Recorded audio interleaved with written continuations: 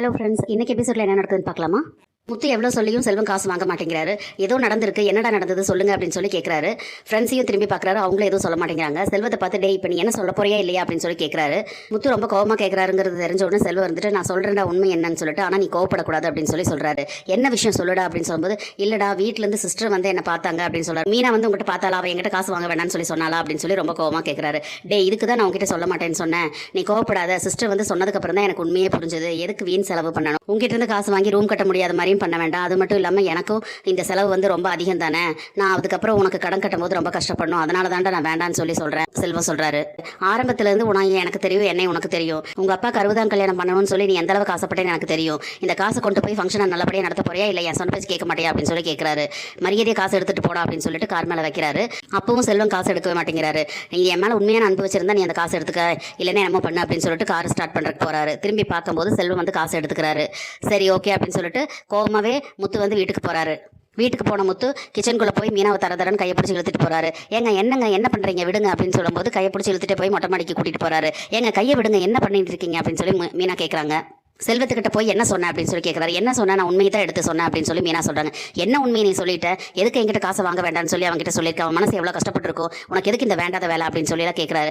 எனக்கு ஒன்றும் வேண்டாத வேலை கிடையாது, நான் வந்து அவரோட நல்லதுக்கு தான் சொன்னேன். வீட்டு செலவு மற்றது எல்லாமே பார்த்துக்கிட்டு இந்த கடனை எப்போ அடைப்பாரு, அதேமாரி நமக்கு மற்ற காசு ரெடி ஆயிடுச்சு அப்படின்னு இந்த காசு பார்த்தாம நம்ம ரூம் கட்ட முடியாது, அதெல்லாம் யோசிச்சு தான் நான் சொன்னேன்.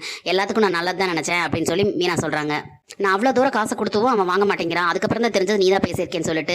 ஓ அப்போ நான் சொன்னதை மீறி நீங்கள் போய் காசு கொடுத்துட்டு தான் வந்திருக்கீங்களா அப்படின்னு சொல்லி மீனா கேட்குறாங்க. ஆமாம் உங்களுக்கு காசு ஏது அப்படிங்கிற, நான் போய் பேங்க்ல எடுத்துகிட்டு வந்துட்டேன் அப்படின்னு சொல்லி முத்து சொல்கிறாரு. அப்போ அவ்வளோ சொல்லியும் என்ன மீறி நீங்கள் போய் பேங்க்ல என்ன கேட்காமையும் எடுத்துகிட்டு வந்து கொடுத்துருக்கீங்களா, அப்போ உங்கள் அண்ணனுக்கும் உங்களுக்கு என்ன வித்தியாசம் அப்படின்னு சொல்லிட்டு மீனா சத்தமாக கேட்குறாங்க. அதை கேட்டோன்னே முத்துக்கு வந்து ரொம்ப கோவம் வந்து மீனாவை அடிக்கிறக்கே கையோங்கிறாரு. மீனாவும் ஷாக் ஆகி அப்படியே பார்க்குறாங்க. போய் அவன் கூட என்ன கம்பேர் பண்ணிட்டீங்களா அப்படின்னு சொல்லிட்டு முத்து ரொம்ப கோவமாக பேசுறாரு. உன்னோட நல்லது கெட்டதெல்லாம் இந்த குடும்பத்தோடையும் என்னோட மட்டும் நிறுத்திக்க, இனிமேல் என் ஃப்ரெண்ட்ஷிப்குள்ள தலையிடாது அப்படின்னு சொல்லி கோவமாக சொல்லிட்டு போயிடுறாரு. விடிஞ்சோன்னா காலையில் முத்து ரெடியாகி வெளியே வராரு. ஹாலில் வந்து வாக்கிங் போயிட்டு திரும்ப வந்த அண்ணாமலை, டே எங்கடா கிளம்பிட்டு அப்படிங்கும்போது இந்த மாதிரி 60ஆம் கல்யாணத்துக்கு போகிறேன்ப்பா அப்படின்னு சொல்லும்போது, ஏன்டா ஒரு நாளைக்கு எப்படி 60 கல்யாணத்துக்கு போவேன் அப்படின்னு சொல்லி கேட்குறாருப்பா. ஏப்பா இப்படி காலங்கத்தில் காமெடி பண்ணுற அப்படின்னு சொல்லி சொல்கிறாரு. இல்லைப்பா செல்வத்தோட அப்பாவுக்கு வந்து 60ஆம் கல்யாணம் அன்னைக்கு அதுக்கு தான் போகிறேன் அப்படின்னு சொல்கிறாரு. நீ மட்டுமா போகிற, மீனாவை கூப்பிட்டு போடா அப்படின்னு சொல்கிறாரு. இல்லைப்பா நான் மட்டும்தான் போகிறேன் அப்படின்னு சொல்லி சொல்கிறாரு. டே இதுக்காட கல்யாணம் பண்ணது உனக்கு அப்படின்னு சொல்லி கேட்குறாரு அண்ணாமலை. ஏப்பா இதுக்கெல்லாமாவாப்பா இதை சொல்லுவேன் அப்படின்னு சொல்லி கேட்குறாரு. பின் என்னடா அதனால தான் தனியாக ஃப்ரெண்ட்ஸோட அங்கேயும் போயிட்டு இருந்தேன், கல்யாணத்துக்கு அப்புறமாவது எங்காவது நல்லது கெட்டதுக்கெல்லாம் பொண்டாட்டியோட போனாதாண்டா உனக்கு மரியாதை அப்படின்னு சொல்லி சொல்கிறாரு. இவங்க இப்படி பேசிட்டு இருக்கும்போது மீனா கதவு திறந்துட்டு ரெடியாகி வராங்க. அவங்கள பார்த்தோன்னே அண்ணாமலை இருந்துட்டு வாமா அப்படின்னு சொல்கிறாரு. உடனே மீனா இருந்துட்டு ஏங்க நான் ரெடி ஆகிட்டு போகலாங்களா அப்படின்னு சொல்லி முத்துவை பார்த்து கேட்குறாங்க. திரும்பி பார்த்த முத்து அதிர்ச்சியாகி பார்க்குறாரு. ஏண்டா மீனா வருது ரெடி ஆகிட்டு இருக்குன்னு முதலே சொல்ல வேண்டியதாண்டா, இத்தனை நேரம் நான் கேட்டுக்கிட்டு இருக்கேன்லடா அப்படின்னு சொல்லி அண்ணாமலை சொல்கிறாரு. ஆமாப்பா அப்படின்னு சொல்லி எப்படியோ சொல்லி சமாளிக்கிறாரு. சரின்னு சொல்லி 2 பேர் வீட்டிலேருந்து வெளியே கிளம்புறாங்க. வாசப்படிக்கிட்டு போனோன்னே இப்போ பார்த்து உனக்கு புத்தி வந்தது அப்படின்னு சொல்லி முத்து சொல்கிறாரு. அதை கேட்டோன்னே புத்தி வர அளவுக்கு நான் இந்த தப்பும் பண்ண கிடையாது, இப்போ எதுக்கு அந்த மாதிரி பேசிட்டு இருக்கீங்க அப்படின்னு சொல்லும்போது, இல்லை நீ வந்து இப்போ பார்த்து என் கூட அந்த ஃபங்க்ஷனுக்கு வரணும்னு நினச்சியே, அது வரைக்கும் எனக்கு சந்தோஷம் அப்படின்னு சொல்லி சொல்கிறாரு. நீங்கள் சந்தோஷப்படுறதுக்காக ஒன்றும் நான் வரல, மற்றவங்க முன்னாலேயும் இந்த வீட்டில் இருக்கிறவங்க முன்னாலேயும் உங்கள் மதிப்பு மரியாதையும் குறையக்கூடாதுங்கிறதுக்காக தான் நான் வரேன். நான் இல்லாமல் நீங்கள் மட்டும் தனியாக போனால் இங்கே வீட்டில் இருக்கிறவங்களுக்கும் ஒரு மாதிரி சந்தேகம் வரும், அதே மாதிரி நீங்கள் போகிற இடத்துலேயே உங்களுக்கு மரியாதை இருக்காது, நான் வரலையான்னு சொல்லி உங்களை கேட்டு சங்கடப்படுத்துவாங்க, அதனால தான் நான் வரேன் அப்படின்னு சொல்லிட்டு மீனா சொல்கிறாங்க. எனக்கு அங்கே மரியாதை என்னெல்லாம் கிடைக்க போகுதுன்னு சொல்லிட்டு நீ அங்கே வந்து பாரு, அப்போ தான் அந்த ஃபங்க்ஷனுக்கு வந்து நம்ம செலவு பண்ணது தப்பு இல்லைன்னு உனக்கும் புரியும், அவனும் சந்தோஷப்படுறதை நீ பார்ப்ப அப்படின்னு சொல்லி சொல்கிறாங்க. இப்படி சொன்னோன்னே சரி சரி நடங்க போகலாம் அப்படின்னு சொல்லிட்டு கிளம்புறாங்க 2 பேரும். இந்த ஃபங்க்ஷனுக்கு போன உடனே செல்வத்தோட ஒய்ஃப் வந்து இவங்களை பார்த்துட்டு வாங்க வாங்க வாங்கண்ணே அப்படின்னு சொல்லிட்டு முத்துவை கூப்பிடுறாங்க. முத்து இருந்துட்டு வரங்கம்மா அப்படின்னு சொல்லிட்டு இதுதான் என் ஒய்ஃப் அப்படின்னு சொல்லிட்டு மீனா அறிமுகப்படுத்துறாரு. சரி வாங்க அப்படின்னு சொல்லிட்டு ஃபங்க்ஷன் நடக்கிற இடத்துக்கு போகிறாங்க. அப்புறம் பேசிக்கிட்டு இருக்காங்க.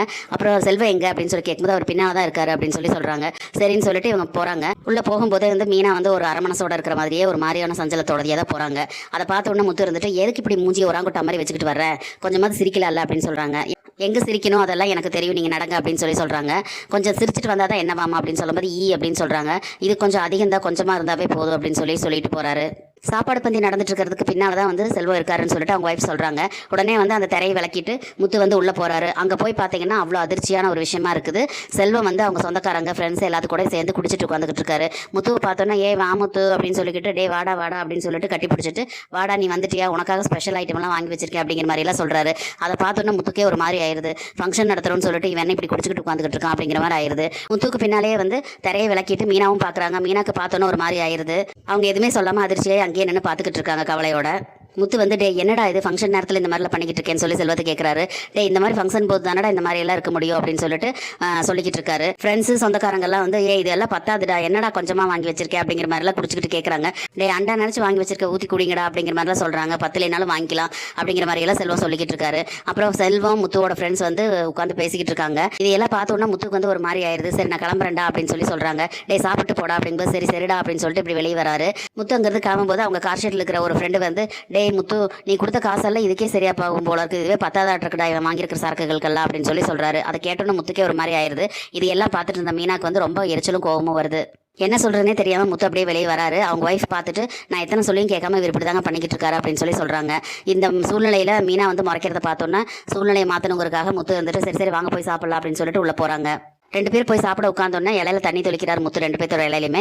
சாப்பாடு பரிமாறதுக்குள்ளாரியே சாப்பிட வந்த சொந்தக்காரங்கள ஒவ்வொருத்தரா குறை சொல்ல ஆரம்பிக்கிறாங்க.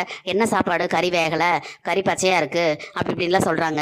அப்புறம் செல்வத்தோட ஒய்ஃப் வந்து நல்ல இடத்துல தான் வாங்கினோம்மா அப்படின்னு சொல்லி சொல்றாங்க. அதை கேட்டோன்னே ஏமா இந்த ஃபங்க்ஷனுக்கெல்லாம் ஆள் விட்டு சமைச்சு போட்டால் தானே நல்லா இருக்கும், எதுக்குமா இப்படி எல்லாம் வெளியே வாங்கினீங்க அப்படின்னு சொல்லி சொல்றாங்க. அதை கேட்டோன்னே இன்னொரு சொந்தக்காரர் இருந்துட்டு காசு இருந்தால் தானே அதுக்கெல்லாம் அப்படின்னு சொல்லி நக்கலாக பேசுறாரு. இதையெல்லாம் கேட்டோன்னே செல்வத்தோட மாமா ஒருத்தர் வந்து டேய் உனக்கு ஒழுங்குமா இதெல்லாம் பார்க்க கூட முடியாதா, உங்க பெரியப்பா பசங்க எப்படி உங்க பெரியப்பா தான் கல்யாணம் பண்ணாங்க ஓஹோன்னு, நீ என்னடானே இந்த மாதிரி எல்லாம் பண்ணி வச்சிருக்க அப்படின்னு சொல்லி கேட்டுட்டு இருக்காரு.